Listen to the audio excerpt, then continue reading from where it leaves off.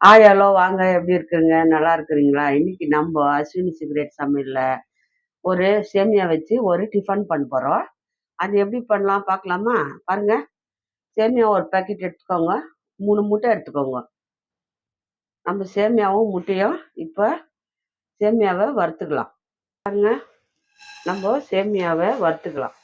சேமியாவை அதே கடாயில கொஞ்சம் எண்ணெய் ஊற்றிக்கோங்க. 2 ஸ்பூன் எண்ணெய் ஊற்றின்னு முட்டையை உடச்சி ஊற்றிக்கோங்க.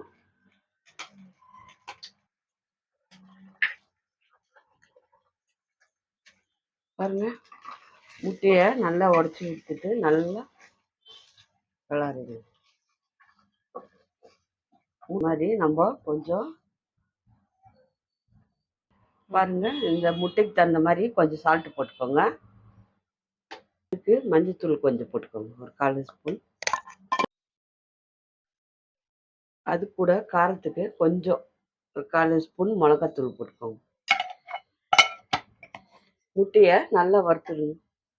பாருங்க, முட்டை நல்லா மிளகாத்தூள் மஞ்சத்தூள் எல்லாம் போட்டு உப்பெல்லாம் போட்டு நல்லா அந்த முட்டை கவுச்சி இல்லாத நம்ம வறுத்து எடுத்துக்கலாம். ஆயிடுச்சுங்க, இப்போ எடுத்துக்கலாம். ஒரு கடாய் வச்சுக்கோங்க. கடாய் வச்சுட்டு எண்ணெய் ஊற்றிக்கலாம். ஒரு இலை போட்டுக்கோங்க, ஒரு பட்டை போட்டுக்கோங்க, ஒரு 2 லவங்கம், 2 கொஞ்சம் சோம்பு போட்டுக்கோங்க. நல்லா பாருங்க, ஒரு வெங்காயம் பொடியாக கட் பண்ணிக்கோங்க. பச்சை மிளகா ஒரு 3-4 பச்சை மிளகா நைஸாக கட் பண்ணிக்கோங்க. கருவேப்பிலை, கேரட் நல்லா திருவிக்கோங்க. ஒரு தக்காளியை பொடியாக நறுக்கி வச்சுக்கோங்க. இப்போ நம்ம இது பொரிஞ்சிச்சு. இப்போ நம்ம பச்சை மிளகாவும்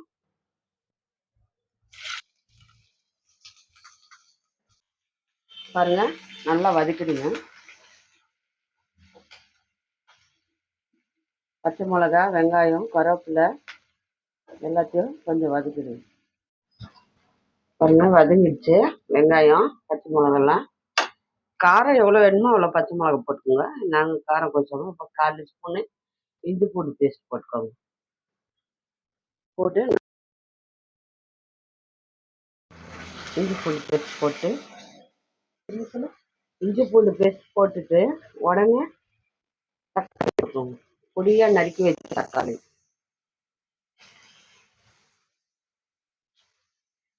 தக்காளி போட்டு நல்லா வதக்குங்க. கொஞ்சம் உப்பு போட்டுக்கலாம்.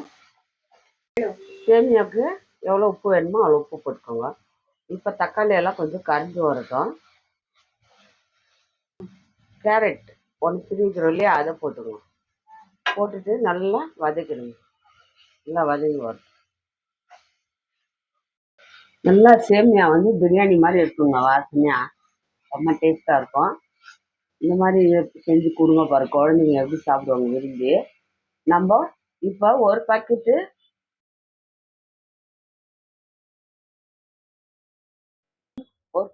சேமியாவுக்கு 1/4 லிட்டர் தண்ணி ஊற்றுங்க.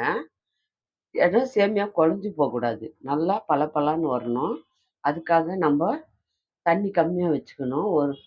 இப்போ நம்ம இதை மூடி வச்சு ஒரு 10 நிமிஷம் நல்லா கொதிக்க விடுங்க.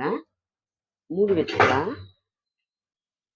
மூடி வச்சு 10 நிமிஷம் நல்லா கொதிக்கட்டும்.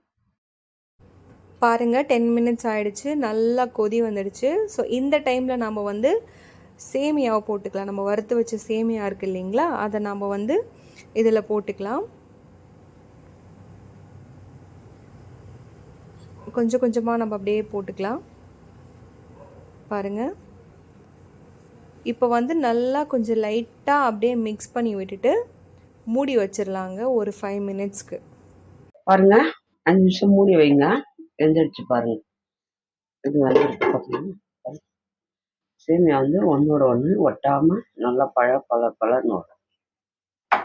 இப்போ நம்ம முட்டை இருக்கு, முட்டை பொரிச்சு வச்சுக்கிறோம் இல்லையா, பாருங்க. முட்டைய நம்ம அது மேலே அப்படியே தூவிடுங்க. தூவிட்டு லைட்டாக அதை மிக்ஸ் பண்ணுங்க. சேமியா முட்டை ரெடி ஆயிடுச்சு பாருங்க. இந்த மாதிரி பசங்களுக்கு பண்ணி கொடுத்தீங்கன்னா சூப்பராக சாப்பிடுவாங்க பசங்க. ரொம்ப நல்லா இருக்கும் டேஸ்ட்டு. பிரியாணி மாதிரியே இருக்குங்க. இந்த மாதிரி எல்லாரும் வீட்டில் பிள்ளைங்களுக்கு செஞ்சு கொடுங்க மறக்காமல். பாருங்க, இந்த டிஷ் பிடிச்சிருந்தா மறக்காமல் லைக் பண்ணுங்கள், ஷேர் பண்ணுங்கள், கமெண்ட் பண்ணுங்கள். மறக்காத அஸ்வினி சீக்ரெட்டை சர்ப்ரைஸ் பண்ணுங்கள். பாருங்கள், சூப்பராக வந்துருக்கு டிஷ்ஷு. இது எல்லாருக்கும் பிடிக்கும். குழந்தைங்களுக்கெல்லாம் செஞ்சு பாருங்க, ஒன்றோட ஒன்று ஒட்டாத சேமியா எவ்வளோ பளபளன்னு வந்துருக்கு பாருங்க. இந்த மாதிரி இருக்குது, நல்லாயிருக்கும். டேஸ்ட்டாக செய்யுங்க. இன்னொரு டிஷ்ஷில் பார்க்கலாம்.